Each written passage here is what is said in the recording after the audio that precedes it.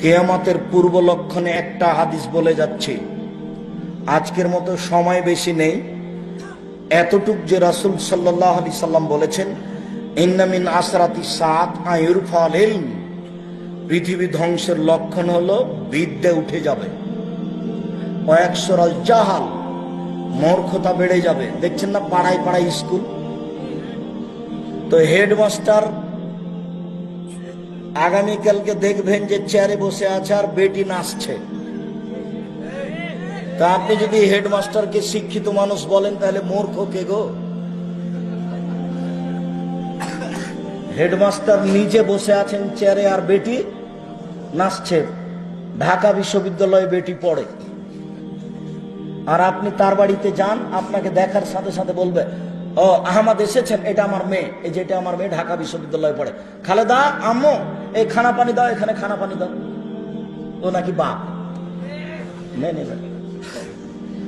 আপনি যদি এই মেয়ে আর এই বাপকে শিক্ষিত বলেন তাহলে মূর্খ মানুষকে।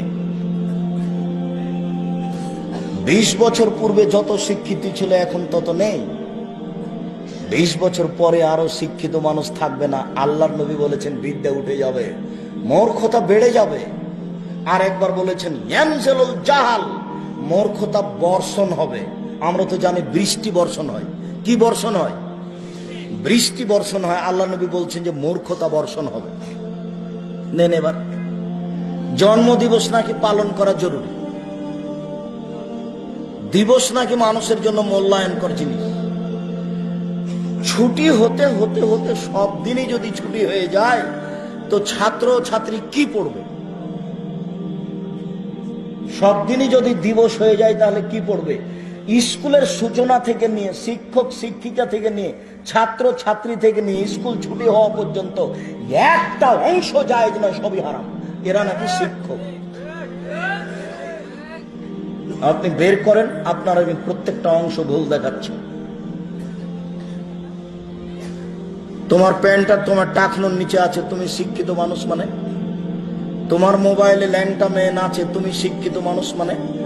তোমার দাড়িটা চাঁচা আছে, তুমি শিক্ষিত মানুষ মানে? তোমার হাতে সিগারেট আছে, তুমি শিক্ষিত মানুষ মানে? তোমার গলায় টাই আছে, তুমি শিক্ষিত মানুষ মানে? তুমি যখন গাড়ি থেকে নামছো তখন তোমার গাড়ির পিছন দিকে কুকুর আছে। আপনাকে আমি বলিনি লোকটা তার ছেলেকে পয়সা পাতি খরচ করে পড়িয়ে নিয়ে এসছে লন্ডন থেকে। তো লন্ডন থেকে পড়িয়ে নিয়ে এসে 1.5 লক্ষ টাকা মাসে বেতন, ঢাকা পিজি হাসপাতালে ডাক্তারি করে। তো এখন গ্রামের বাড়ি হলো নরসিংদী নারায়ণগঞ্জ। তো এখন গাড়িতে এসেছে, তো ছেলে নামছে গাড়ি থেকে, পায়ে জুতা আছে, মোজা আছে, প্যান্টটা টাকনোর নিচে আছে, গায়ে জামা আছে, উপরে কোট আছে, গলায় টাই আছে, দাড়ি চাঁচা আছে, সিগারেট হাতে আছে। এবার গাড়ি থেকে নামলো, একটু পরে ওর বউ নামলো গাড়ি থেকে, হালকা হালকা কাপড় আছে গায়ে, একবারে পাতলা চিকন, সবকিছু দেখা যায়। তার নাম নাকি শাড়ি, শিপন শাড়ি। এবার পিছনে তার একটা মেয়ে নামলো, ক্লাস 10-এ পড়ে, তার পরনে কাপড়ই নাই। এবার গাড়ি খালি হলে দেখা গেল পিছন দিকে কুকুর আছে। বলেন টাকাটি লোকটার লস না লাভ? বাপও জাহান নামে, বেটাও জাহান নামে, বৌমাও জাহান নামে, পুতিনও জাহান নামে, নাতলে জাহান নামে, আর 14 গোষ্ঠী জাহান নামে যাবে।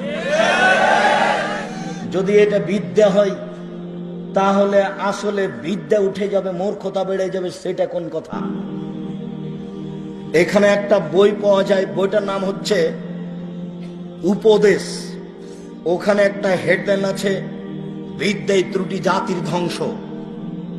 বিদ্যায় ত্রুটি জাতির ধ্বংস, এটা বিদ্যা নয়। পৃথিবী ধ্বংসের লক্ষণ হচ্ছে বিদ্যা উঠে যাবে। এরপরে ওয়াকিল্লার রেজাল, পুরুষ কমে যাবে। ওয়াকসরা সারবুল খামর, মদ পান বেশি হয়ে যাবে। এখানে যত লোক আছে প্রায় লোকই বিড়ি সিগারেট জর্দা খায়, গুল খায়, মদ পান বেশি হয়ে যাবে। ওয়াকসরা জেনা, জেনা বেশি হয়ে যাবে। জেনা পাপের কাজ নয়। হাত্তা এখন আলে খামসিনা লেমরাল কাইমুল ওয়াহেদ, মহিলা এত বেশি হবে, মহিলা এত বেশি হবে, মহিলা এত বেশি হবে, একজন পুরুষের অধীনে থাকবে 50 জন নারী। কিভাবে থাকবে এই কথা আল্লাহর নবী বলেননি। আর 50 বলে 50 উল্লেখ করেননি, 50 বলে এই লোকের জেনার সম্পর্ক হবে হাজারো লোকের সাথে। জাহাঙ্গীরনগর বিশ্ববিদ্যালয়ের একজন ছেলে 100 নারীর সাথে জেনা করার পরে সেটা প্রকাশ করে সেঞ্চুরি। তাহলে এসব শিক্ষা প্রতিষ্ঠান যদি শিক্ষা প্রতিষ্ঠান হয়, তাহলে আল্লাহর নবী মিথ্যা কথা বলেছেন। আল্লাহর নবী পৃথিবী ধ্বংসের লক্ষণে বলেছেন বিদ্যা উঠে যাবে। রাসূল সাল্লাল্লাহু আলাইহি সাল্লাম বলছেন, ইয়াতি আলাইকুম সানাওয়াতুন খাদালতুম, তোমাদের উপর একটা সময় চলে আসছে, পুরো সময়টা প্রতারণায় পরিপূর্ণ। সবাই প্রতারক, হেডমাস্টার প্রতারক, হেড মাওলানা প্রতারক, প্রিন্সিপাল প্রতারক, ভাইস চ্যান্সেলর প্রতারক, ওসি প্রতারক, দারোগা প্রতারক, ডিসি প্রতারক, এডিসি প্রতারক, জেল সুপার প্রতারক, চেয়ারম্যান প্রতারক, মেম্বার প্রতারক, মন্ত্রী প্রতারক, জাতির সবাই প্রায় প্রতারক। প্রতারণায় একবারে সমাজ পরিপূর্ণ। ইসদ্দাকুল কাদেব, সত্যবাদীকে বলা হবে মিথ্যাবাদী, ইকদ্দাব সাদেকও, আর মিথ্যাবাদীকে বলা হবে সত্যবাদী। তাই তো লোকটা বলছে, ছেলেরা বলছে, চিৎকার করছে আর বলছে অমুকের চরিত্র ফুলের মতো পবিত্র।